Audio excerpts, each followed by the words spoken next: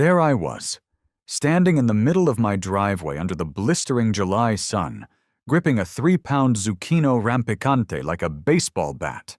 My knuckles were white. Sweat was dripping down my nose, stinging my eyes, but I didn't blink. I couldn't blink. If I blinked, I might actually lose my mind and do something that would land me on the 6 o'clock news. Across the pavement, standing safely on her pristine, chemically scorched beige lawn, was Linda Higgins. She was wearing a floral blouse that looked like it had been upholstered onto her body and wielding a clipboard like a shield. "It is an eyesore, Jack!" she shrieked, her voice hitting that frequency usually reserved for dog whistles and failing car brakes. "It is a violation of the aesthetic integrity of Oakbridge Estates. Section 4, paragraph B, clearly states that no agricultural plots shall be visible from the street, or, and this is the new part, Jack, so listen up, from the second-story window of any adjacent property." I looked at the zucchini in my hand. It was beautiful. It was a curved, pale green masterpiece I had grown from a seed I imported from Italy. It tasted like butter and victory, and she wanted to kill it. "Linda," I said, my voice dangerously calm, "my garden is in the backyard. It is behind a 6-foot cedar fence. The only way you can see my tomatoes is if you are actively pressing your face against the glass of your guest bedroom window like a gargoyle." She puffed up, looking like an angry parakeet. "I have a right to a view, and my view is currently being polluted by foliage. It looks like a jungle back there. It's bringing down property values. I had the board vote on it last night. You have 72 hours to return the land to sod, or we will fine you $500 a day and hire a crew to remove it at your expense." She slapped a piece of paper onto my mailbox. She didn't even hand it to me. She just slapped it there like she was tagging a rhino, and marched back into her house. The door slammed. I stood there, holding my zucchini, listening to the buzzing of cicadas and the sound of my own blood pressure redlining. This wasn't just a garden. This was my sanctuary. I work in logistics. My life is spreadsheets, delayed shipments, angry emails, and meetings that could have been texts. When I come home, I don't want to watch TV. I want to put my hands in the dirt. I want to grow things. I had spent 3 years cultivating that soil. I had heirloom tomatoes that dated back to the 1800s. I had peppers that were so hot they required a permit in 3 states. I had squash that looked like alien artifacts. And unlike Linda's lawn, which was a radioactive shade of green thanks to the gallons of chemicals she dumped on it, my yard was alive. Bees, butterflies, life. I walked into my house, tossed the citation on the kitchen island, and cracked a beer. My hands were shaking. I read the paper. It was official. The Emergency Bylaw Amendment regarding unsanctioned agriculture. They had passed it in a closed session. Of course they did. Linda was the HOA president, treasurer, and secretary. She was the Kim Jong-un of the cul-de-sac. I went out to the backyard to survey the damage. It was immaculate. I'm an engineer by trade. My rows were laser straight. The raised beds were made of hand-stained cedar. There wasn't a weed in sight. It looked better than the terrifyingly uniform hydrangeas the HOA planted at the entrance. But that didn't matter. In the world of the Homeowners Association, logic is the first casualty. The clock was ticking, 72 hours. I sat on my patio, staring at my trellised cucumbers, and felt a cold pit of dread in my stomach. I could fight it in court, sure, but that would take months and thousands of dollars. By the time a judge looked at the case, Linda would have already sent in the bulldozers. They had the right to cure violations on private property if the homeowner refused. It was basically legalized trespassing. I took a bite of the raw zucchini. It was delicious. It crunched loudly in the silence of the afternoon. I wasn't going to let them win. I wasn't going to let Linda and her beige brigade destroy my sanctuary. But I didn't know how to stop them. Not yet. I needed help. I needed someone who understood earth moving, someone who wasn't afraid of a middle-aged woman with a clipboard. I needed a contractor. The next morning I called in sick. I couldn't focus on supply chains when my own supply chain was under siege. I spent 2 hours on the phone, calling every landscaping and excavation company in the county. Most of them laughed when I said I needed a rush job to move a garden. They were booked out until October. Finally, I got a hold of a guy named Tony. His company was called Tony's Dirt and Stone. No website, no Facebook page, just a number on the side of a truck I'd seen parked at the gas station. "Yeah, I can swing by," Tony said. His voice sounded like he gargled with gravel. "I'm finishing up a pool dig. Be there in 20.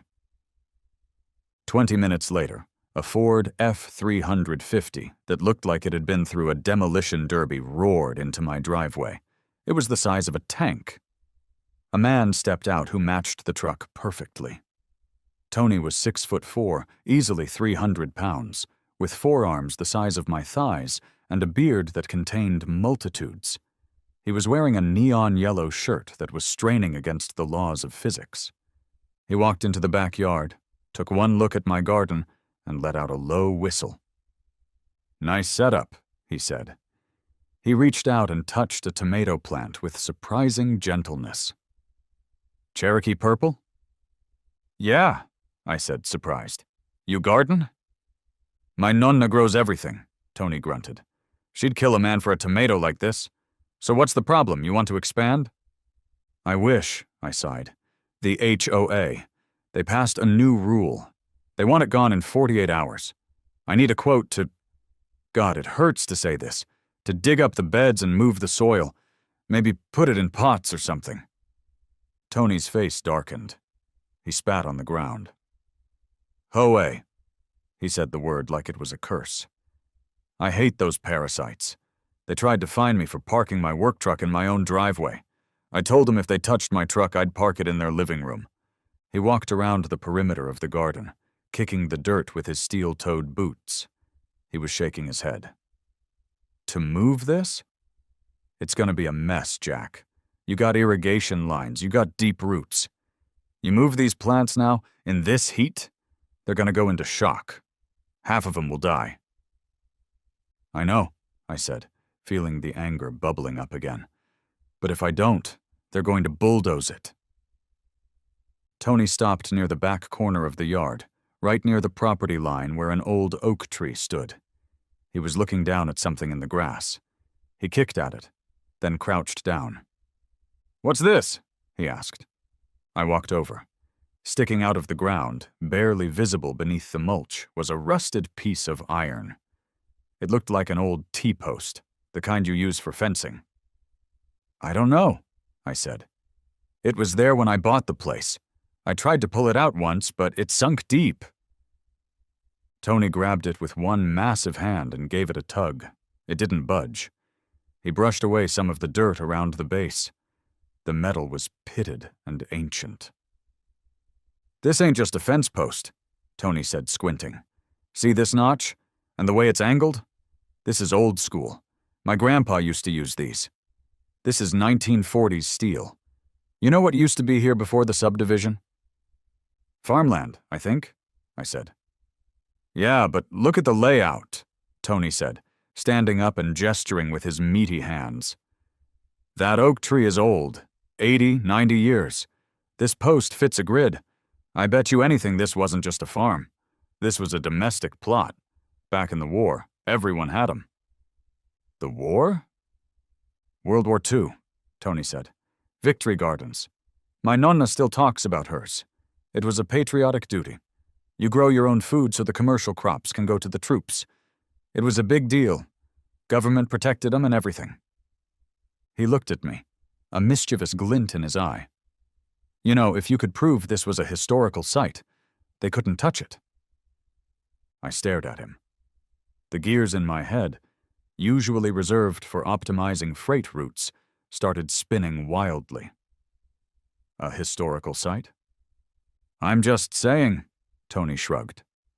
I had a job last year, couldn't dig a pool because we found an old arrowhead. Had to shut down for 3 months for the archaeologists. Bureaucracy cuts both ways, boss. He slapped me on the shoulder, nearly dislocating it. I can quote you for the removal, but it'll cost you $3 grand and your soul. Or, you can find out what this rusty spike is all about. I looked at the rusted metal. Then I looked at my tomatoes. Then I looked at Linda's house, looming over the fence like the eye of Sauron. Tony, I said, don't quote me for the removal yet. I have some research to do. I ran inside and fired up my laptop. I didn't go to work that day. I went to war. I pulled up the county property records. I went back through the deeds. The house was built in 1998, but the land had been owned by a Silas J. Abernathy from 1935 to 1975. I dug deeper. I found a digitized archive of the local town gazette. I searched Abernathy and garden, and there it was, a grainy black and white photo from July 1943. It showed a man in overalls standing proudly next to a massive pumpkin right in front of the oak tree that was currently in my backyard. The caption read, "Local patriot Silas Abernathy, recognized for county's most productive victory garden." "We dig for freedom," says Silas. My heart hammered against my ribs. I wasn't just growing vegetables. I was standing on hallowed agricultural ground. I quickly searched for victory garden laws. Most of them were defunct, obviously. The War Food Administration was dissolved in 1945. But then I found it. A federal proclamation, never technically repealed, that encouraged the preservation of civilian food infrastructure during times of national distress. And then the kicker. A state statute from 1952 regarding heritage landscapes that prohibited HOAs, or neighborhood covenants, as they were called then, from banning activities that honor the historical character of the land. It was thin. It was legally dubious at best. But it was ammunition. I printed the photo, I printed the deed, I printed the statute, and I wasn't going to remove the garden. I was going to rebrand it. I called Tony back. "Tony, bring the truck tomorrow. But we aren't digging anything up. We're building fortifications." "Fortifications?" Tony asked, sounding delighted. "We need sandbags," I said. "We need a flagpole. And do you know where I can get some barbed wire? The plastic kind for safety. But it needs to look real." "Boss," Tony said, "I know a guy who runs a surplus store. I can get you a foxhole if you want it." "Let's start with the sandbags," I said. The next morning, the transformation began. I didn't sleep. I spent the night painting signs. When the sun came up, I was ready. Operation Overlord was a go. I went to the hardware store and bought 6 American flags. Not the little ones you stick in a cupcake, the big ones. The ones that ripple majestically in slow motion. I bought a solar-powered speaker. I bought a scarecrow kit, but instead of dressing it in flannel, I dressed it in a khaki shirt and an old helmet I found at the surplus store Tony recommended. By noon, my backyard didn't look like a vegetable patch anymore. It looked like a forward operating base. Tony arrived with the sandbags. He and 2 of his guys, Silent Mike and a kid named Jojo, started stacking them around the raised beds. It wasn't a wall, it was a revetment. It looked incredibly cool. "This is art," Tony said, wiping sweat from his brow. "This is a statement." I hammered the new sign into the ground, right where Linda could see it from her window. It was hand-painted in bold, military stencil font. "Private First Class Jack's Historical Victory Garden. Este 1943. Restored 2024. Digging for freedom." I set up the speaker and synced it to my phone. I hit play on a playlist I had curated called Patriotic Fury. The Andrews sisters started singing Boogie Woogie Bugle Boy at 70 decibels. I stood back and admired our work. The zucchini were safe behind a wall of sandbags. The tomatoes were guarded by the scarecrow, who I had named Sergeant Pepper. The flags were snapping in the wind. It took exactly 14 minutes for the enemy to engage. I heard the sliding glass door on Linda's deck screech open. I didn't turn around. I just started weeding my carrots, humming along to the music. "Jack!" The scream was louder this time. She was on her balcony, leaning over the railing like she was trying to dive into a pool. "What on God's green earth are you doing?" I turned slowly. I offered a sharp, crisp salute. "Afternoon, ma'am," I shouted over the music. "Just securing the food supply against the axis of tyranny." "Turn that noise down," she yelled. "And what is all that? Garbage, sandbags. Is that a helmet? You've turned your yard into a war zone." "Incorrect," I said, walking closer to the fence so I didn't have to shout, but keeping the music playing. "I have restored this land to its historical purpose. I did some research, Linda. This isn't just a garden. It's a registered Victory Garden site from 1943. I'm honoring the veterans." "You are insane," she sputtered. "You're mocking them. This is tacky. It's offensive. I'm calling the police." "Go ahead," I said, gesturing to the flags. "Call the police on a man waving the stars and stripes and growing food for the community. Tell them you hate history, Linda. Tell them you hate America."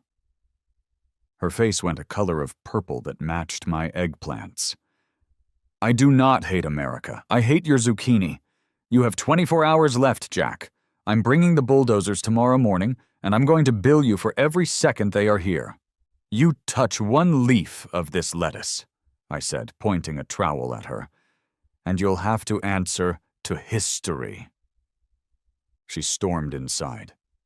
I knew she was calling the cops. I knew it. But I also knew something about the local PD. They were understaffed, overworked, and generally hated dealing with HOA disputes. I texted Tony, who had left for lunch. "She's calling the cops. Stand by." Tony texted back. "I'm eating a meatball sub. If the cops come, tell them I'm the site foreman and I'm union. Confuses them every time." 40 minutes later, a cruiser rolled up. I saw it through the slats in the fence. It was a slow roll, the kind that says, "I really don't want to be here." I walked out to the front driveway. 2 officers stepped out. One was a young rookie who looked like he was 12. The other was an older guy, graying at the temples, looking like he carried the weight of the world on his utility belt. I read his name tag. Miller. "Sir," Officer Miller said, adjusting his belt. "We got a noise complaint and a report of unauthorized construction of a military fortification." He looked tired, so tired. "It's a garden, officer," I said. "A victory garden." "A victory garden," Miller repeated flatly. "Yes, sir. My neighbor, Mrs. Higgins, is threatening to bulldoze my heirloom vegetables. I discovered the land has historical significance from World War II, so I've restored the aesthetic to honor the era." Miller blinked. He looked at the rookie.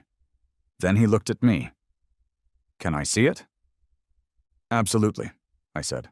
"Follow me." I led them into the backyard. The Andrews sisters had switched to Glenn Miller's In the Mood. The flags were waving. The sandbags were neat. The scarecrow stood vigilant. Miller stopped. He stared at the garden for a long time. He looked at the sign. He looked at the giant zucchini. "Is that a zucchino rampicante?" Miller asked. I paused. Yes, it is." "My dad used to grow those," Miller said. A ghost of a smile touched his lips. "Hard to get them to curve right without a trellis." "I use a cattle panel arch," I said. Miller nodded appreciatively. Then he looked up at Linda's window. She was there, watching. "So," Miller said, "she wants this gone?" "She says it violates the view from her bedroom. She called it a jungle." Miller looked at the meticulous rows. the weed-free soil, the patriotic bunting. Sir, I'm not a code enforcer. I'm law enforcement. Unless you start firing artillery shells from those sandbags, this is a civil matter. She threatened to bulldoze it tomorrow, I said, without my consent. Miller frowned. He turned to the window where Linda was lurking. He walked over to the fence and looked up. Linda slid the door open immediately. "Officer!" she yelled. "Arrest him! Look at that monstrosity! It's a blight!" "Ma'am," Miller said, his voice projecting clearly without shouting, "I see a well-maintained garden, and I see a lot of American flags. Now, I'm not going to arrest a man for being patriotic on his own property." "It's not patriotic, it's spite!" Linda screamed. "He's doing this to annoy me." "It seems to be working," Miller muttered under his breath. Then, louder, "Ma'am, if you or your HOA damage this man's property without a court order, that's criminal mischief. And if you call 911 again because someone is playing jazz music at 2 p.m., I'm going to cite you for misuse of emergency services. Have a nice day." He turned back to me. "Keep the volume down a bit, huh? And nice squash." "Thank you, officer," I said. They left. I felt a surge of adrenaline. I had won the skirmish. But the war was just starting. Linda wasn't going to stop because a cop told her to. She was going to escalate. She was going to bring in the heavy machinery. I needed to fortify. I called Tony. "Tony," I said, "the cops are on our side. But she's coming tomorrow with a crew. I need you to block the driveway." "Block it?" Tony asked. "I need a physical barrier," I said. "Can you park the dump truck across the access point?"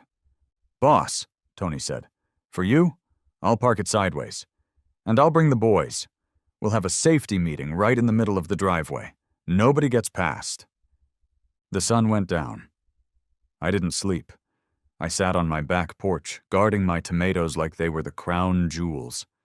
The air was thick with humidity and impending doom. I could see the blue light of Linda's TV flickering next door. She was probably plotting. Maybe she was hiring mercenaries. Morning came too fast. At 7 a.m., the sound of heavy diesel engines shattered the peace of the cul-de-sac. I ran to the front window. A flatbed truck with a skid-steer loader was idling in the street. On the side of the door, it said, "Precision Landscapes." Linda was already out there, pointing at my house, directing them like a traffic cop from hell. But then another sound joined the chorus, a deeper, throatier roar. Tony's massive dump truck swung around the corner. He backed it up right into my driveway, blocking the entire entrance to the backyard. He hopped out, wearing his neon vest and holding a clipboard. Silent Mike and Jojo hopped out of the passenger side, carrying coffees and looking menacing. I walked out to meet them. The guy from Precision Landscapes, a skinny dude with a goatee, looked confused. He walked up to Tony. "Hey buddy, you're blocking the job," Goatee said. Tony looked down at him. Tony was eating a breakfast burrito the size of a forearm. He took a bite, chewed slowly, and swallowed. "This is an active historical restoration site," Tony rumbled. "OSHA regulations. No unauthorized heavy machinery within 50 feet of the perimeter." "What?" Goatee asked. "Lady said we're here to clear a garden." "Lady is mistaken," I chimed in, stepping forward. I was wearing my own neon vest now. I looked official. "This is a federally recognized victory garden. You run a dozer through here. You're destroying heritage artifacts. You got liability insurance for that?" Goatee looked at Linda, who was marching over, her face a mask of fury. "Don't listen to them!" she shrieked. "They are lying! Move that truck!" Tony crossed his arms. His biceps bulged. "I ain't moving nothing until my safety inspection is complete. Takes about 8 hours." "You are fired!" Linda yelled at Tony. "I didn't hire you." "I know," Tony grinned. "He did," he pointed at me. "And I got a contract. Possession is 9/10 of the law, lady, and I possess the driveway." Goatee looked at Tony, then at the frantic woman. then at his own skid steer. "Look, lady," he said, "I didn't sign up for a turf war. Call me when the driveway is clear." He climbed back into his truck. "No, come back!" Linda screamed, chasing the truck as it drove away. "You have a contract." She turned to us, panting, her hair coming undone. She looked deranged. "You think you're funny, Jack? You think this is over? I have the board. I have the lawyers. I am going to bury you in fines. I will take your house." "You can try," I said. "But you're going to have to get through the troops first." I pointed to the street. A minivan had just pulled up. It wasn't a contractor. It was an old Dodge Caravan with a bumper sticker that said "Proud Vietnam Vet." The side door slid open, and an elderly man with a cane and a VFW hat struggled out. Then another. Then another. I hadn't just relied on Tony. I had made a call the night before to the local VFW post. I told them a crazy lady was trying to destroy a garden dedicated to World War II veterans. I told them there would be free vegetables and coffee. Commander Rick, the guy with the cane, hobbled up the driveway. He looked at Linda, then at the flags, then at me. "Son," Rick rasped, "is this the lady who hates the troops?" I looked at Linda. Her jaw dropped. I don't hate the troops," she stammered. "Then why are you trying to destroy a victory garden?" Rick asked, thumping his cane on the pavement. "My daddy fed a family of 6 with a garden like this in a 43. You got a problem with fresh produce, ma'am?" Linda looked at the 3 old veterans, then at Big Tony, then at me. She let out a sound of pure frustration, a strangled scream, and turned on her heel. "You'll hear from our attorney," she yelled over her shoulder. "We'll be here," I shouted back. "Coffee's in the back, gentlemen," I told the vets, "and help yourself to the peppers." "Ooh, peppers," Rick said, his mood instantly brightening. "You got any jalapenos?" "Ghost peppers," I said. "Even better." We had won the battle. But Linda was right about one thing. The lawyers were coming, and HOAs have deep pockets. I knew the next phase wasn't going to be fought with sandbags and scarecrows. It was going to be fought with paper. I needed to escalate the narrative. I needed the court of public opinion. I went inside and pulled up the video I had taken on my phone. The one where Linda screamed, "I don't care about veterans, I care about property values." I opened TikTok. I typed a caption, "HOA president tries to bulldoze What 2 Memorial Garden because it ruins her view. #Karen, #HOA, #veterans, #victory garden." I hit post. By the time the sun went down, the video had 50,000 views. By the time I woke up the next morning, it had 2 million. The comments were a waterfall of rage. "Does she know who won the war?" "Protect the zucchini at all costs." "Where is this? I just want to talk." I was reading the comments, sipping my coffee, when my phone rang. It was a number I didn't recognize. "Hello? Is this Jack?" a crisp voice asked.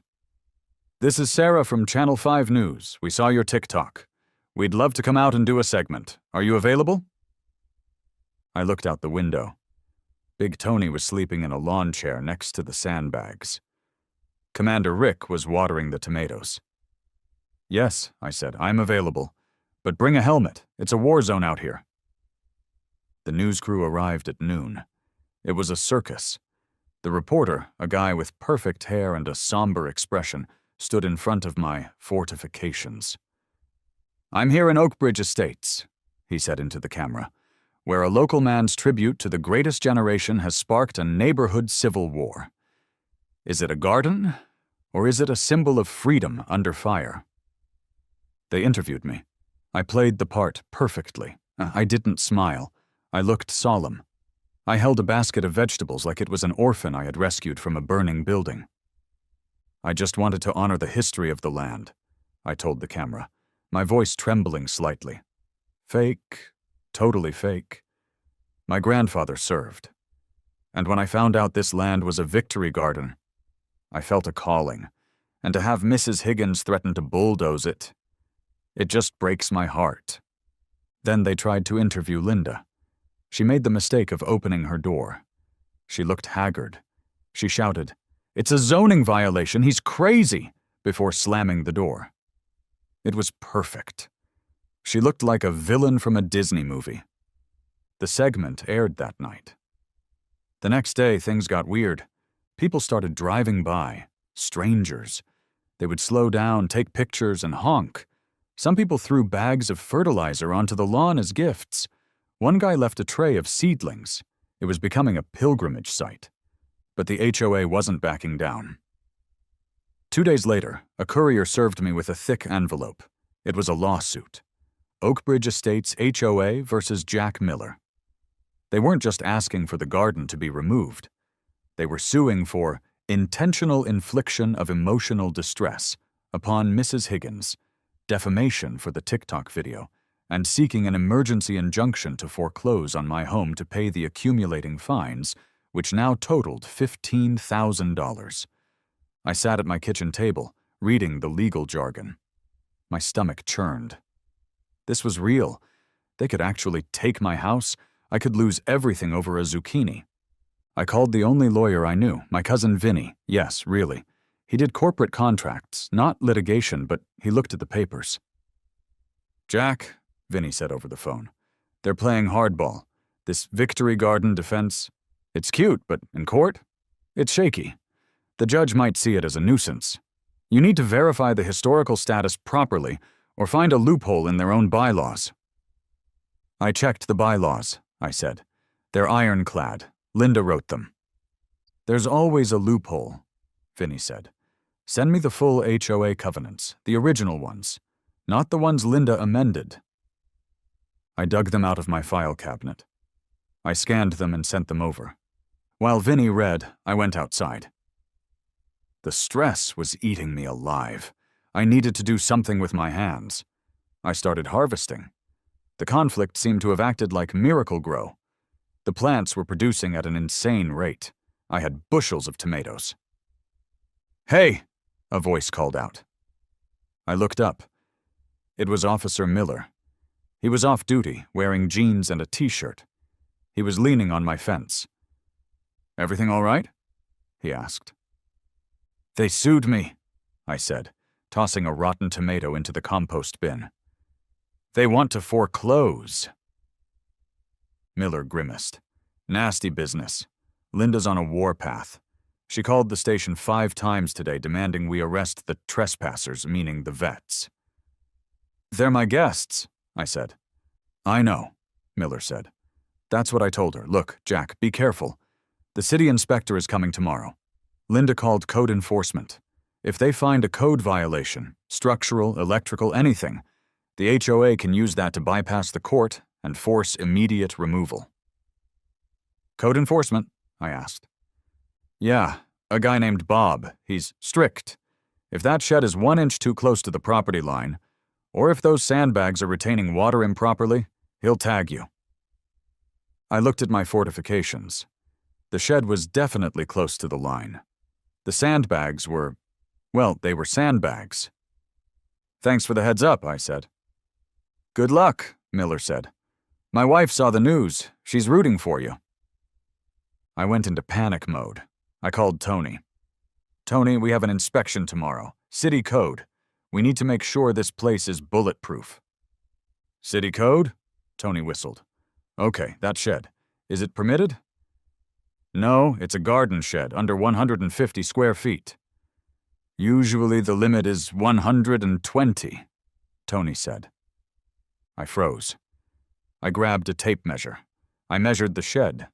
10 by 14, 140 square feet. "Crap," I said. "It's 140. "That's a demolition order waiting to happen," Tony said. "We gotta shrink the shed."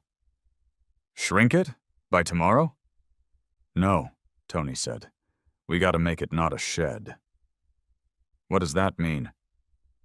"If it has a floor and 4 walls, it's a structure," Tony explained. "If it has 3 walls and no floor, it's a landscape feature or a gazebo.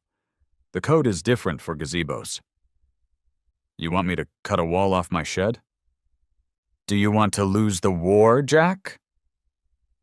We spent the night modifying the shed. We took the door off.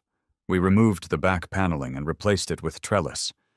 We ripped up the plywood floor so it was just dirt inside. It was no longer a shed. It was now a rustic open-air pavilion. At 9 a.m. sharp, Bob the inspector arrived.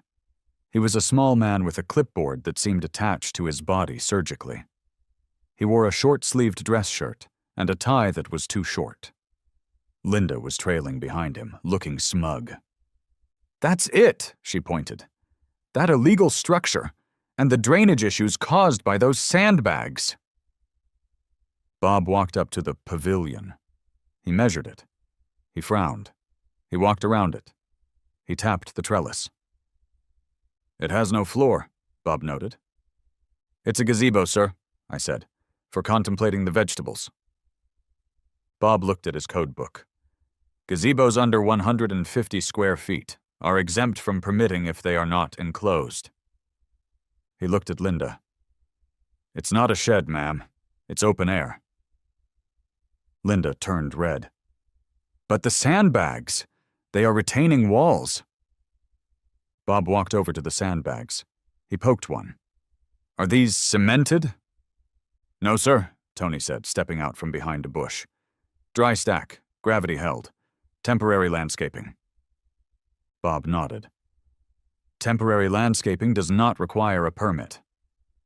Linda was vibrating with rage. "This is ridiculous! He has electrical! Look, the speaker!" Bob looked at the speaker. He followed the wire. It went to a small solar panel stake in the ground. "Low-voltage solar," Bob droned. "Exempt." He turned to Linda. "Ma'am, there are no violations here." "Are you blind?" she screamed. "Look at it. It's ugly." "Ugly isn't in the code book," Bob said, closing his binder. "However—" He paused. My heart stopped. "Ma'am," Bob said to Linda, "while I'm here, I noticed your gutter downspouts are directed onto this property. That is a violation of Stormwater Management Ordinance 22B. You are discharging runoff onto a neighbor's land." I looked at the corner of her house. Sure enough, her spout was pointed right at my peppers. "What?" Linda stammered. "I'm going to have to write you a citation," Bob said, pulling out a pen. "You have 7 days to rectify, or it's a $50 a day fine." I bit the inside of my cheek to keep from laughing. Tony had to turn around and pretend to cough. Linda looked like she was going to have a stroke. She snatched the ticket from Bob and marched back to her house. "Thank you, Bob," I said. "Just doing my job," Bob said. He looked at the zucchini. "That's a nice squash. My mother makes a bread with those." "Take it," I said, handing him the 3-pound weapon. "Please, it's on the house." Bob took the zucchini. He actually smiled. We had survived the inspection, but the lawsuit was still looming, and the HOA meeting was tonight. This was the climax, the monthly meeting. Linda had scheduled a vote to authorize foreclosure proceedings against me. It was do or die. I called Vinny. "Did you find anything in the bylaws?" "Jack," Vinny said, his voice excited. "I found something. It's beautiful. It's stupid, but it's beautiful." "What is it?" "So, the HOA was incorporated in 1998, right?" "Yeah." "And they used the standard Robert's Rules of Order for their meetings?" "Yes, Linda is obsessed with them." "Well," Vinny said, "I was reading the original charter, Section 12, subsection D, regarding quorum and voting rights. It says that for any vote involving the seizure or lien of real property, the vote must be unanimous by the board and—" "And what?" "And," Vinny chuckled, "it says the homeowners present at the meeting may override any board decision regarding property liens by a 2/3 majority vote, provided a quorum of 20% of residents are present." It's a safeguard they put in back in the 90s to prevent the board from going rogue. Linda probably doesn't even know it's there because nobody ever reads the original charter. So I need 2/3 of the neighbors to vote against her? Exactly. And you need enough people there to make a quorum. How many houses in the neighborhood? 50. So you need 10 people to show up, and you need 7 of them to vote with you. Vinny, I said, I can do better than 10. The meeting was at the community center at 7 p.m. I didn't just invite the neighbors. I weaponized the vegetable garden. I spent the afternoon harvesting everything. I made gift baskets, tomatoes, peppers, cucumbers, squash, herbs. I put a note in each one. Compliments of the Victory Garden. Come to the meeting tonight to save it. Free salsa for all attendees. Big Tony and the VFW guys helped me deliver them. We went door to door. Hi, I'm Jack. Linda wants to take my house because I grew these tomatoes. Please come vote tonight. Most neighbors were terrified of Linda, but they also hated her. She had fined Mrs. Gable for having a bird feeder. She had fined Mr. Henderson for leaving his trash can out for an hour too long. They were tired. They just needed a leader. And they liked free vegetables. At 6:50 p.m., I walked into the community center. Linda was sitting at the head table, looking triumphant. Her 2 cronies, Karen, yes, actually Karen, and Chad, were beside her. The room was usually empty. Maybe 1 or 2 people. Tonight, it was packed. Every chair was taken. People were standing in the back. Big Tony was leaning against the wall, looking like a bouncer. Commander Rick was in the front row wearing his medals. Linda looked nervous. She banged her gavel. "Order!" she shouted. "This meeting is called to order." She glared at the crowd. "I see we have a lot of guests tonight. We will proceed quickly. First item, the ongoing violations at 742 Oak Street." She looked at me. "The board moves to proceed with foreclosure actions to recover unpaid fines totaling $15,000. Second, Chad said weakly. All in favor? Linda asked. Aye, said Karen. Aye, said Chad. Aye, said Linda. The motion carries, Linda said, smiling a shark-like smile. We will begin the legal process tomorrow. Point of order, I shouted, standing up. Sit down, Jack, Linda sneered. Public comment is at the end. I'm not making a comment, I said, holding up the papers Vinny had sent me. I'm invoking Section 12, subsection D of the Charter, the right of community override. The room went silent. Linda frowned. That's not a thing. It is, I said. I have the charter right here. Any vote regarding property liens can be overturned by a 2/3 vote of the homeowners present. I looked around the room. We have 40 homeowners here. That's a quorum. Linda grabbed the bylaws book. She frantically flipped through pages. Her face went pale. She found it. This is archaic, she sputtered. We never use this. It's the law, Linda, I said. I motion to override the board's decision and to dismiss all fines against my property. I second, shouted Mrs. Gable from the third row. I third it, yelled Mr. Henderson. You can't do this, Linda shrieked. She stood up, knocking her chair over. I am the president. I decide what is aesthetically pleasing. We are not going to turn this neighborhood into a farm.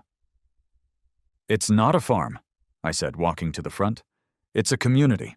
You've spent years measuring our grass with a ruler and fining us for living our lives. You forgot that an HOA is supposed to work for us, not against us. I turned to the room.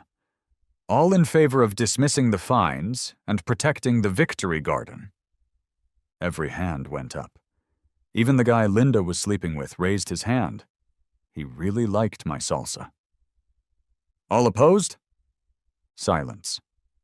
The motion carries, I said. The fines are gone. The room erupted in applause. Commander Rick thumped his cane. Big Tony whistled, but I wasn't done. One more motion, I said, raising my voice over the cheering. The room quieted down. I motioned to remove the current board president due to loss of confidence and harassment of veterans. Linda gasped, "You can't!" "I second!" shouted everyone in unison. We took a vote. It was a landslide. Linda Higgins was impeached. She gathered her papers, her face a mask of shock and tears, and ran out of the room. "Who do we want for president?" someone yelled. The crowd turned to me. "Oh no," I said, backing up. No, I just want to grow tomatoes." "I nominate Dave!" I shouted, pointing at a chill guy in the back wearing a Hawaiian shirt. "Dave doesn't care about anything." "I accept," Dave said, raising a beer he had snuck in. "First rule, no more inspections." The sun is setting over Oakbridge Estates. The air is cooling down. I'm sitting on my back porch with Big Tony and Commander Rick. We're eating a salad made from the last harvest of the season. The sandbags are still there. The new HOA president, Dave, said they add character. The shed is still a pavilion. Linda put her house on the market a week after the meeting. She couldn't handle the shame. A young couple bought it. They have a dog and they asked me for gardening tips. I looked out at the garden. The Victory Garden sign was weathered now, looking even more authentic. It started as a lie, a desperate, petty lie to save my vegetables. But sitting here, listening to Rick tell stories about his time in the service, and watching Tony sketch out plans for a Victory Koi pond, I realized it wasn't a lie anymore. It really was a victory. "Hey, Jack," Tony said, stabbing a cherry tomato. "You think we can grow pumpkins next year? I know a guy who has seeds for the 1,000-pounders. I smiled. "Tony, if we grow 1,000-pound pumpkins, we're going to need a bigger tractor." "I know a guy," Tony grinned. I took a bite of my salad. It tasted like freedom.